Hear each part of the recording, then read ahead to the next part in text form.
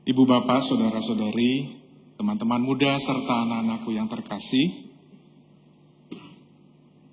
kalau kita yang hadir di sini ataupun bapak ibu dan saudara-saudari yang mengikuti Ekaristi ini secara live streaming, kita semua manusia, keberadaan kita di tempat ini atau kita sebagai manusia tidak lain dan tidak bukan adalah hasil dari perkawinan.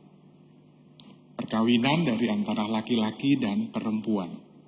Maka persis bacaan Injilnya, bacaan pertamanya juga berkisah seputar perkawinan. Lalu perkawinan yang kudus itu karena satu dan lain hal tentu karena dosa, maka Yesus juga bicara mengenai soal perceraian. Tetapi di dalam bacaan Injil ada dua bagian penting yang mau kita renungkan bersama-sama. Sebetulnya ada dua versi secara liturgi gereja yang disajikan. Bicara mengenai soal perkawinan dan perceraian suami dan istri, itu yang versi singkatnya. Tetapi yang versi panjangnya, Yesus menambahkan bicara mengenai soal anak-anak. Saya memang sengaja membacanya dua-duanya. Karena saya merasa bahwa antara perkawinan laki-laki dan perempuan pasti ada hubungannya dengan anak-anak. Sebagaimana yang kita ketahui, anak-anak adalah hasil dari buah perkawinan yang kudus itu. Maka kalau merenungkan bacaan pertama, bacaan kedua, dan bacaan Injil, pasti kita, keluarga, Bapak Ibu yang mengucapkan janji perkawinan, pasti sangat familiar dengan bacaan ini.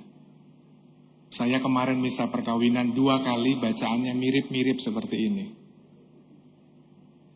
Yang mau ditekankan, yang mau diingatkan oleh Tuhan Yesus kepada kita adalah bahwa perkawinan antara suami dan istri adalah perkawinan yang kudus.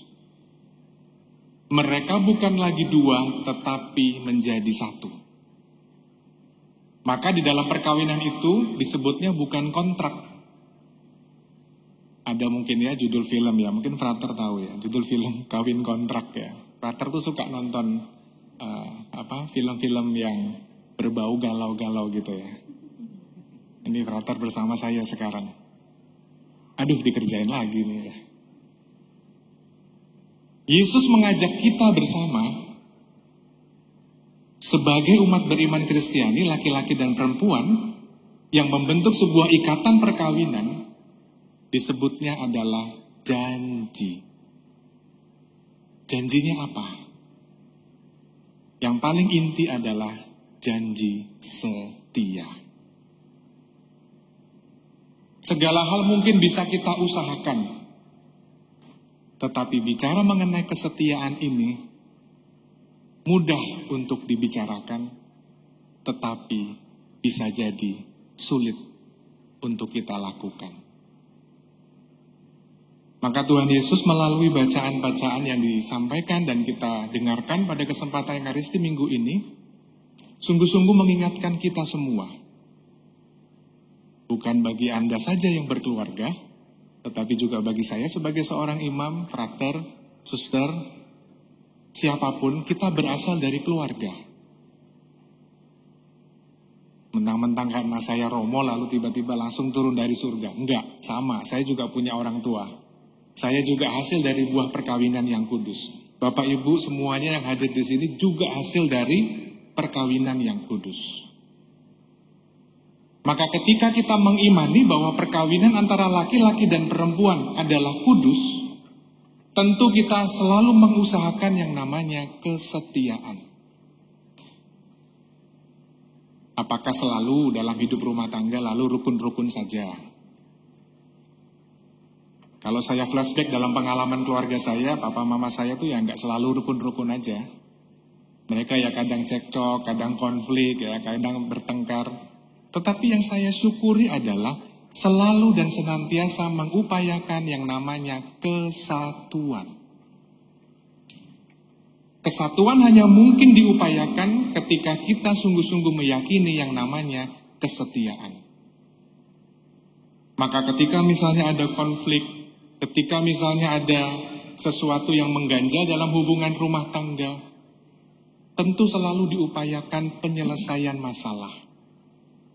Bahkan dalam arti yang lain, masalahnya mungkin tidak akan pernah selesai. Tetapi hanya satu yang bisa menyelesaikan, yaitu pengampunan di dalam keluarga. Lalu di bagian yang kedua, Yesus menggunakan perumpamaan seorang anak. Sebagaimana tadi yang saya sampaikan, anak adalah buah atau hasil dari perkawinan yang kudus. Tuhan Yesus mengajak kita semua, juga mengajak saya untuk melihat karakter anak. Dengan kepolosannya, dengan kemurnian hatinya, mau selalu ikut Tuhan Yesus. Dikatakan di situ dia adalah empunya kerajaan surga. Biasanya nih kalau kita sudah dewasa seperti ini, apalagi sudah berkeluarga, biasanya kan di kepala kita tuh udah punya macam-macam hal ya. Tapi kalau anak-anak, dengan kepolosan dan kemurnian hatinya, selalu mengarahkan hati kepada Tuhan Yesus. Kebersihan hatinya itulah yang mau diajarkan oleh Tuhan Yesus kepada kita. Maka Tuhan Yesus mengatakan ketika anak-anak datang, jangan menghalangi mereka. Saya membayangkan nanti kalau anak-anak sudah bisa ke gereja, lalu mereka bikin ribut dan segala macam.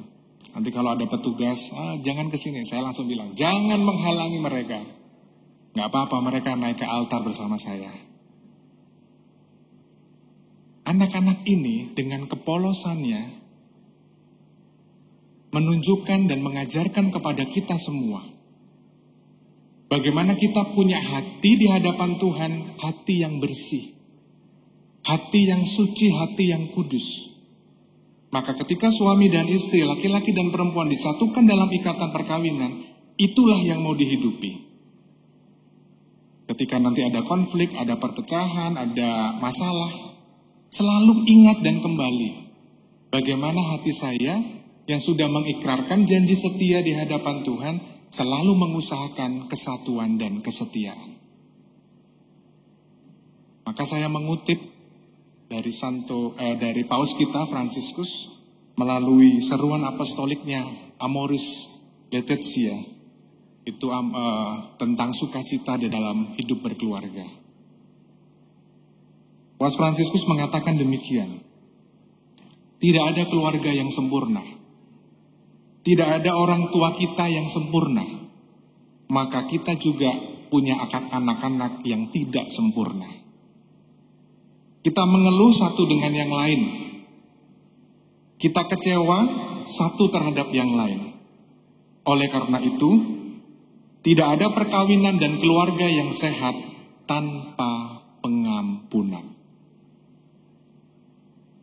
Kita berasal dari keluarga yang tidak sempurna.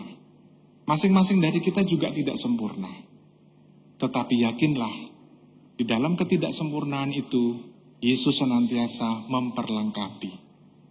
Asal kita sungguh-sungguh mau dengan hati yang bersih, dengan hati yang polos, selalu datang di hadapan Tuhan. Perkawinan yang akan membentuk sebuah keluarga itu menjadi sesuatu yang penting. Kalau nggak ada keluarga, nggak ada saya. Kalau nggak ada papa mama saya, nggak ada saya. Kalau nggak ada mereka, saya mungkin nggak jadi Romo. Bapak, Ibu, dan saudara-saudari juga sama. Kalau tidak ada orang tua kita masing-masing, entah yang masih ada atau yang sudah berpulang ke rumah Bapa, melalui mereka lah kita ada saat ini. Maka keluarga itu menjadi sesuatu yang penting. Dan kita selalu mengusahakan kerukunan, kita selalu mengusahakan hidup damai. Maka di waktu kecil itu kan ada lagu yang terkenal ya, dari Abah itu ya. Harta yang paling berharga adalah keluarga, istana yang paling indah adalah keluarga, puisi yang paling bermakna adalah keluarga, mutiara tiada tara adalah keluarga. Referennya gak usah dilanjutkan. Kita nyanyi sama-sama di bagian ayat yang di awal ya. Harta yang paling berharga adalah keluarga. istana yang paling indah adalah keluarga. Puisi yang paling bermakna adalah keluarga. Mutiara tiada tara adalah keluarga. Ketika keluarga mengalami situasi yang tidak mudah sekalipun, mari kita berjuang bersama, saling mendoakan satu di antara kita, dan selalu mengusahakan yang namanya kesatuan dan kesetiaan. Dalam keyakinan ini, mari kita lanjutkan ibadah kita.